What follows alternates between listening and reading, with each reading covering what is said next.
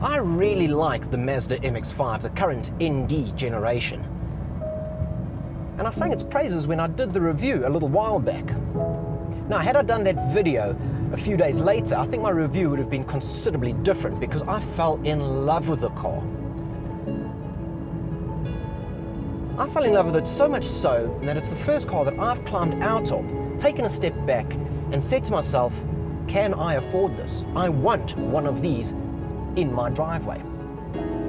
Now, I ended up not buying it, but then when I saw pictures of the MX5 RF, I thought, well, that's going to be the one that's going to tip me over the edge, the one that's going to make me buy one.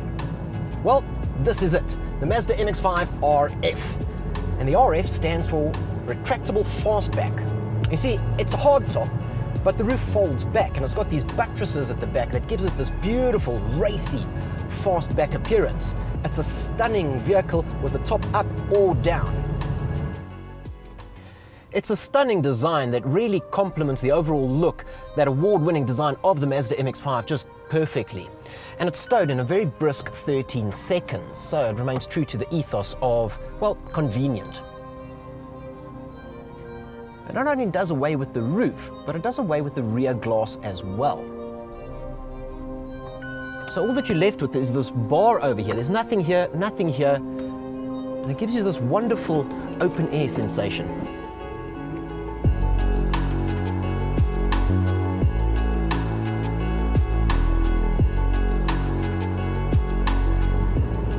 Now the rest of the Mazda RF is still very much Mazda MX-5, the interior virtually identical.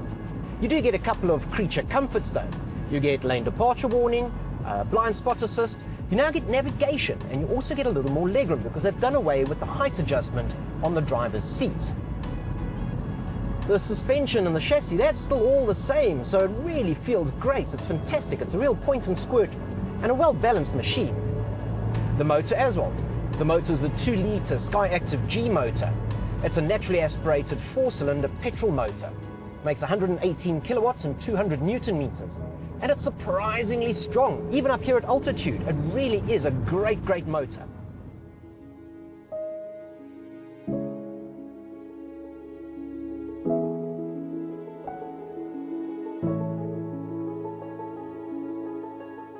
The only weak side is that they've taken the Mazda MX-5 RF and fitted it with an automatic gearbox, and only an automatic gearbox. Why? Why would you do that?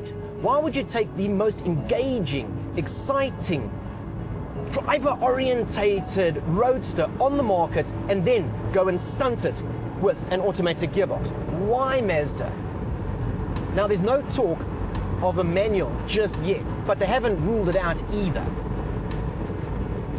This is actually awkward.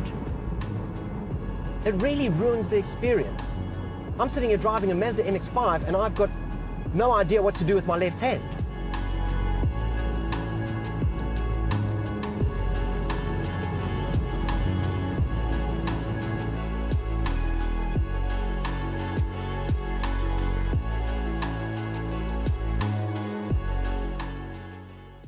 Well, if you wanted a hardtop and an exhilarating driving experience, why didn't you just buy this? Toyota 86. Now, the 86 has been on our roads for about 5 years now, and with the introduction of the 2017 model, a whole bunch of new cosmetic changes find themselves all over the car. Down in front, you've got new LED headlights. They've moved the indicators inboard into the lights, they've changed up the badging, and you have that really aggressive looking front bumper. Round the back, a nice new aluminium wing across the boot lid, and of course, new taillights. Now, they haven't really changed the motor. You're still going to get the 147 kilowatts, 200 Newton meters, but in all honesty, and I keep telling people this, you don't need any more, because Toyota has very, very cleverly given us a new little button in the center console, track mode. And oh, would you look at that, we're at a track. So let's go.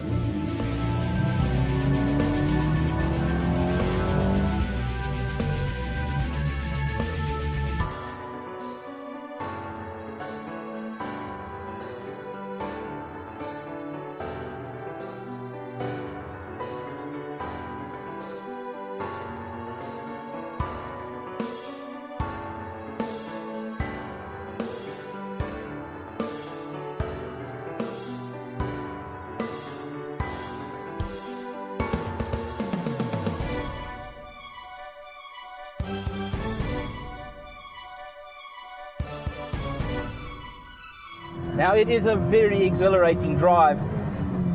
And in this track mode, you are able to do things that you did not think that you would be able to do. Now, like most people in the world, I think I'm a pretty good driver, but I tell you what, I think most of this is the car. You can just push it and push it and push it, and it just sticks. Until you decide you want to get the arse out.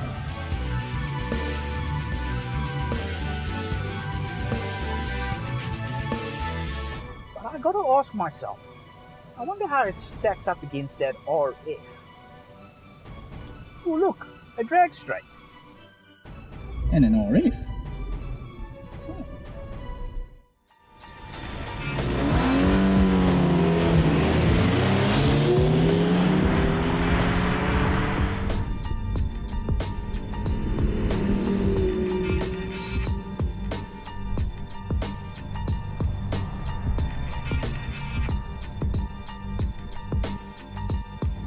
Well, I guess that's it.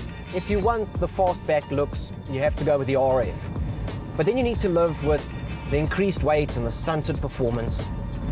And you're also going to have to live with the increased price tag of 532,800 Rand. In that case, I might just be swayed to buy an 86.